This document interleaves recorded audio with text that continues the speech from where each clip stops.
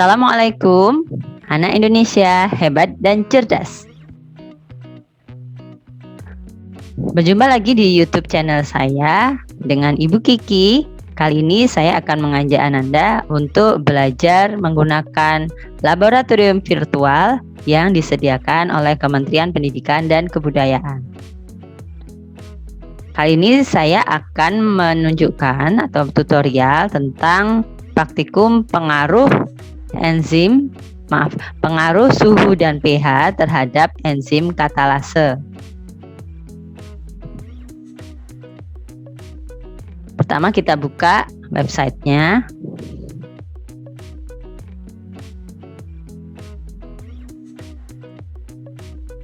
Nah, seperti ini tampilannya.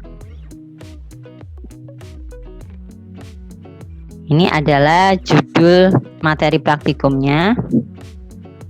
Kita turun dulu ya.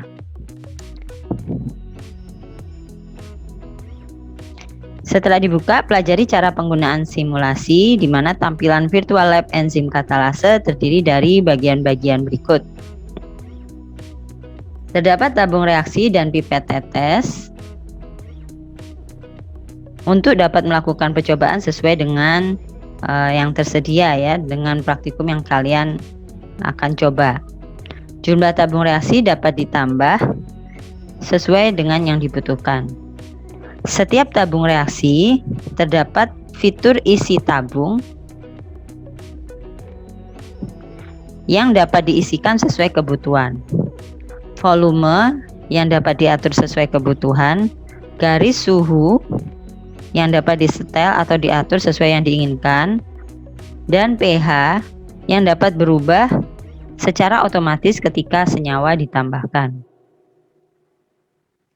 Terdapat fitur tambah senyawa yang dapat digunakan sesuai dengan yang dibutuhkan atau sesuai dengan lembar praktikum yang tersedia, sehingga secara otomatis senyawa yang ada di dalam pipet tetes akan berubah. Kemudian juga terdapat fitur pengecekan oksigen yang dapat digunakan untuk mengetahui hasil percobaan berupa cek kadar oksigen. Lalu terdapat fitur logo buku untuk mempelajari teori tentang enzim katalase.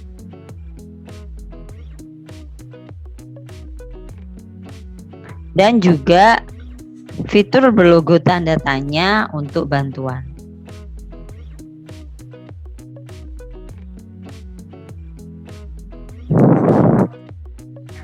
Nah, saya coba dengan langkah percobaan yang telah saya buat ya.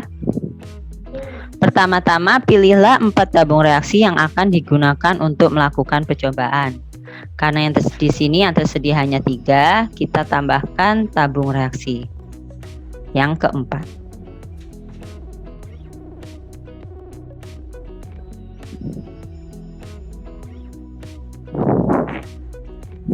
Kemudian atur pemberian hati ayam. Kita gunakan hati ayam, meskipun di sini juga pilihannya banyak, ada hati ayam, kentang, dan juga apel. Saya pilih yang hati ayam. Diatur pemberian hati ayam pada tabung reaksi 1, 2, 3, 4 masing-masing sebanyak 1 mili dengan pH 7 dan suhu 25 derajat Celcius. Oke, kita tambahkan 1 mili, semuanya sudah 1 mili ya. Volume 1 mili, pH 7, suhu 25. Baik, yang ketiga berikutnya, tambahkan NaOH sebanyak 5 tetes pada tabung 1. Ini NaOH 5 tetes pada tabung 1. Tuh, 2, 3, 4, 5. Lalu tambahkan HCl ke tabung 2 sebanyak 5 tetes. 1, 2, 3, 4, 5. Secara otomatis kadar pH akan berubah dan tampak pada layar seperti berikut. Nah, ini tabung 1, ini tabung 2. pH-nya berubah. Berikutnya, Atur suhu sebesar 100 derajat Celcius pada tabung 3. Ini tabung 3. Kita atur suhu 100 derajat Celcius. Kita setel skala suhunya sampai 100 derajat Celcius. Oke, langkah berikutnya yang kelima, tambahkan senyawa H2O2 ke setiap tabung reaksi masing-masing sebanyak 5 tetes. Ini tabung H2O2, kita tambahkan di setiap tabung 5 tetes. 1, 2, 3, 4, 5. 1, 2, 3, 4, 5. 1, 2, 3, 4, 5.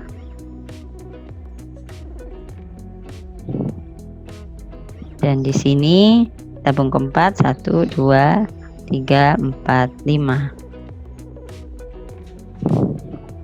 Oke, perhatikan masing-masing tabung. Pada saat senyawa H2O2 ditambahkan, amati perubahan reaksi yang terjadi pada setiap tabung. Ya, Ananda bisa mengamati pada setiap tabung reaksi perubahan yang terjadi setelah ditambahkan hidrogen peroksida atau H2O2. Lakukan pengecekan kadar oksigen dengan mengklik cek kadar oksigen pada setiap tabung reaksi. Amati perubahan warna stik menjadi merah pijar sebagai tanda munculnya bara api. Oke, kita mulai dari tabung 1, apakah ada perubahan? Oke, perhatikan. Lalu di tabung 2, perhatikan masing-masing apakah ada perubahan pada stik bara api. Lalu pada tabung yang keempat. Oke. Nah, ini perbedaannya ya. Saya ulang lagi dari tabung 1. Jangan menyentuh pada larutannya, cukup di atasnya saja. Ini tabung 2. Ini tabung 3. Lalu ini tabung 4. Ya. Oke, kita lihat ternyata di tabung 4 muncul warna merah pijar, merah menyala pada stik bara apinya.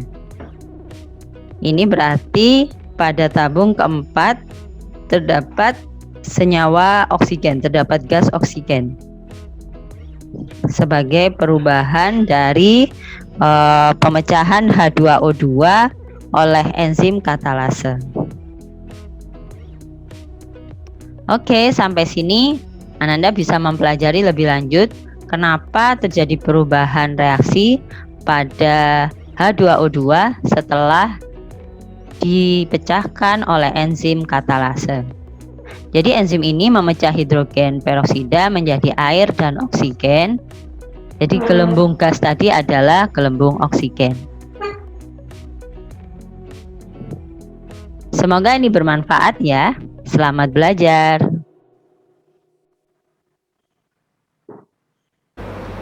Baik anak-anak, setelah kalian mempelajari materi ini, jangan lupa berlatih ya.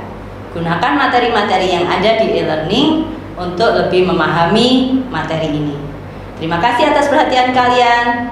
Jangan lupa terus semangat. Wassalamualaikum warahmatullahi wabarakatuh.